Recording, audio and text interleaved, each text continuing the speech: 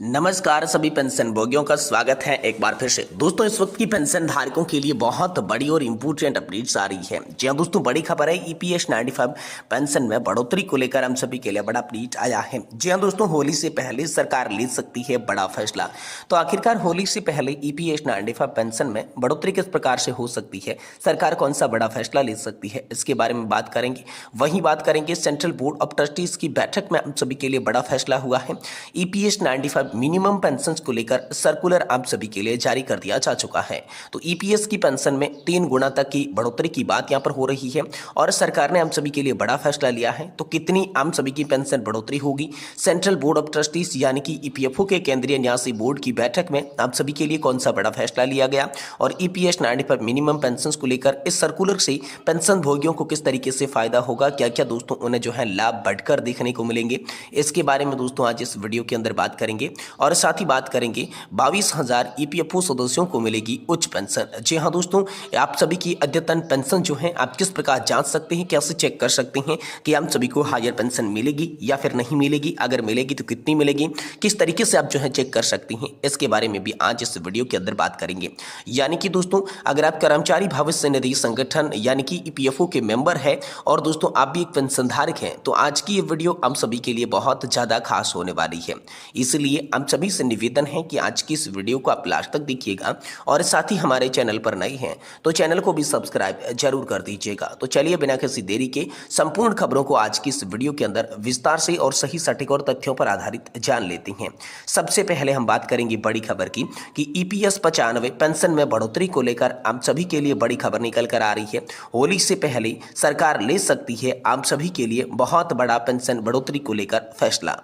कर्मचारी भविष्य निधि संगठन यानी कि ईपीएफओ की 112वीं कार्यकारिणी समिति की बैठक ईपीएस 95 पेंशनर्स के लिए एक महत्वपूर्ण निर्णय पर चर्चा हुई।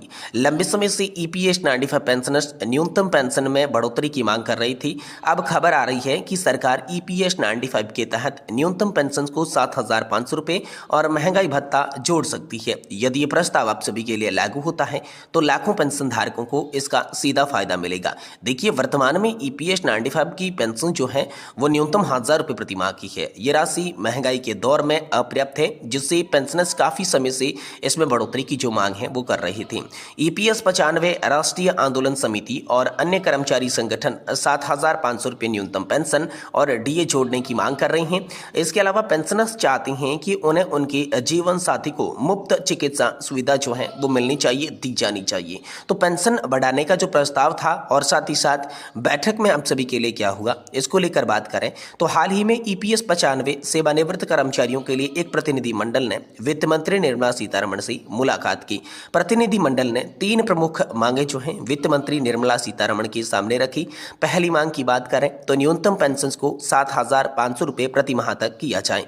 दूसरी मांग महंगाई भत्ता यानी कि डीए जोड़ा जाए। जैसा कि सरकारी कर्मचारियों को मिलता है वैसा ही पेंशन धारकों ईपीएस 95 पेंशन धारकों को लाभ जो है वो डीए का मिलना चाहिए। पेंशनर्स और उनके जीवन साथी के लिए मुफ्त चिकित्सा सुविधा प्रदान की जाए, ये तीसरी और प्रमुख मांग थी।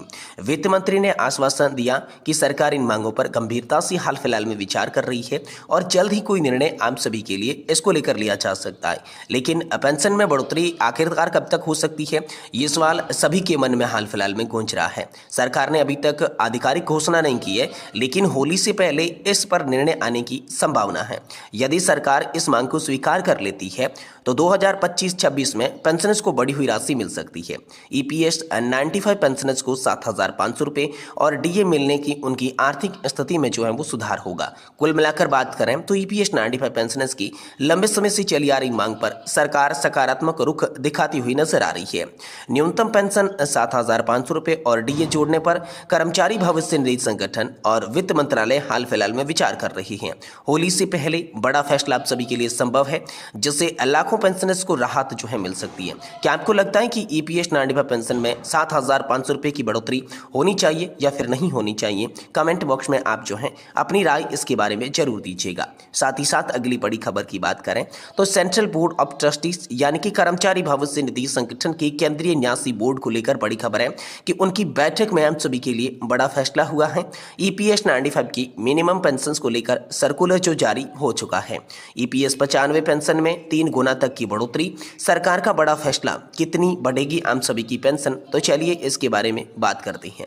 कर्मचारी पेंशन योजना भारत में संगठित क्षेत्र में काम करने वाले पेंशन धारकों के लिए एक महत्वपूर्ण सामाजिक सुरक्षा योजना है, जिनका उद्देश्य सेवानिवृत्ति के बाद वित्तीय स्थिरता प्रदान करना है। हाल ही में सरकार ने इस योजना के तहत न्यूनतम पेंशन में 3 गुना वृद्धि करने का प्रस्ताव रखा है, जिससे पेंशन भोगियों को 7,500 रुपये प्रतिमाह मिलने की उम्मीद है। ये वृद्धि हम सभी के लिए इसी महीने से लागू हो सकती है, जो पेंशन भोगियों के लिए बड़ा राहत का संदेश हो सकती है।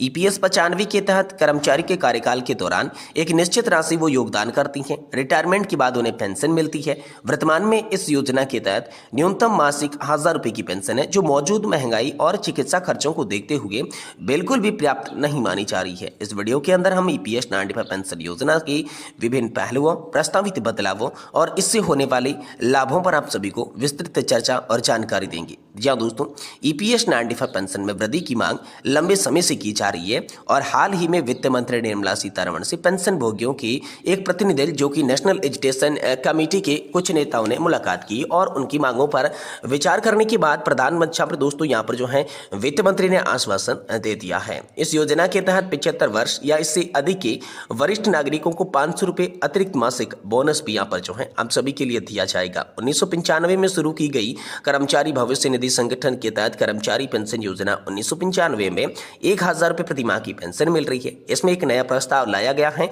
और प्रस्तावित जो न्यूनतम पेंशन बताई जा रही है वो 7,500 रुपये की है। अब यहाँ पर जो है वेतन सीमा इसका प्रमुख फैक्टर बनती है। तो वर्तमान में वेतन सीमा 15,000 रुपये की है, लेकिन इसको नया प्रस्ताव के तहत 21,000 रुपये किया जाएगा, जिसमें पेंशन योग्य वेतन गुणा सेवा अवधि में 70 से डिवाइड करके आप सभी की जो पेंशन है वो निश्चित की जाती है। तो इसमें अब वेतन सीमा बढ़ने वाली है और साथ ही 3 गुना की वृद्धि करके 7,500 रुपये तक की पेंशन जो है वो सभी पेंशन धारकों के हाथ में लग सकती है और इसी महीने ये बड़ा फैसला हो सकता है। इसके बारे में बड़ी खबर आई है। साथ ही बड़ी खबर उच्च पेंशन वालों के लिए भी है। जी हाँ दोस्तों, 22,000 EPFO सदस्यों को मिलेगी उच्च पेंशन। जी आप सभी के लिए बड़ा खबर आया है। कर्मचारी भविष्य निधि संगठन ने घोषणा की है, कर्मचारी पेंशन योजना 1995 के तहत 22,000 सदस्यों को उच्च पेंशन मिलेगी। इसके अतिरिक्त 1.65 लाख पात्र सदस्यों को बढ़ी हुई पेंशन के लिए हाथ प्राप्त करने के लिए अतिरिक्त राशि का योगदान करने को लेकर भी नोटिस जारी किए गए हैं। यह कदम सुप्रीम कोर्ट के 4 नवंबर 2022 के निर्देश के अनुसार उठाया गया है, जिसमें पात्र कर्मचारी अपनी सेवा अवधि के दौरान EPS में अधिक योगदान करके उच्च पेंशन प्राप्त करने की अनुमति ले सकते हैं। इस वीडियो के अंदर हम उच्च पेंशन योजना और इसके बारे में जुड़े संपूर्ण चरणों को आप सभी को बताएंगे। देखिए अब दोस्तों, यहाँ पर सदस्यों को क्या उच्च पेंशन मिलेगी? तो EPFO की उच्च पेंशन योजना के पात्र सदस्यों को बेहतर सेवानिवृत्ति लाभ प्रदान करने के लिए मूल्यवान अवसर प्रदान करती है। हालांकि कर्मचारी अतिरिक्त अंशदान की भी इसमें आवश्यकता सावधानी पूर्वक विचार करना चाहिए। देरी से बचने के लिए आवेदन की स्थिति पर नजर रखनी चाहिए। आवेदन प्रक्रिया, पेंशन स्थिति जांच विधियों का पालन करके EPFO सदस्य अपनी सेवानिवृत्त सुरक्षा के बारे में इससे सुनिश्चित हो सकते हैं। दोस्तों, EPS 95 पेंशन योजना के तहत उच्च पेंशन के लिए मांगे गए सदस्यों के आवेदन पेंशन भोगियों के लगभग 17,48,000 आवेदन प्रस्तुत किए गए थे। 28 जनवरी 2025 तक EPFO ने यहाँ पर 1,65,621 सदस्यों को डिमांड नोटिस जारी किए, जिसमें उन्हें उच्च पेंशन के लिए आहार प्राप्त करने हेतु अतिरिक्त राशि जमा करने का भी अनुरोध किया। अब पेंशन भुगतान आदेश यानी PPO की बात करें तो कुल 21,885 PPO संसाधित किए गए और पात्र सदस्यों को इसके बारे में जारी करके जानकारी भी दी गई। लेकिन क्या उच्च पेंशन आएगी, किस तरीके से आएगी, इन्हें चेक करने के लिए EPFO पोर्टल पर आप अपनी स्थिति जान सकते हैं। साथ ही उमंग ऐप पर आप देख सकते हैं। साथ ही SMS के माध्यम से भी पेंशन की स्थिति चेक कर सकते हैं और EPFO ग्राहक सहायता से संपर्क करके भी आप जो है अपनी पेंशन की स्थिति देख सकते हैं। इसके लिए EPFO ने 4 अलग अलग तरीके के ट्रैकिंग सिस्टम आप सभी के लिए लॉन्च कर दिए हैं।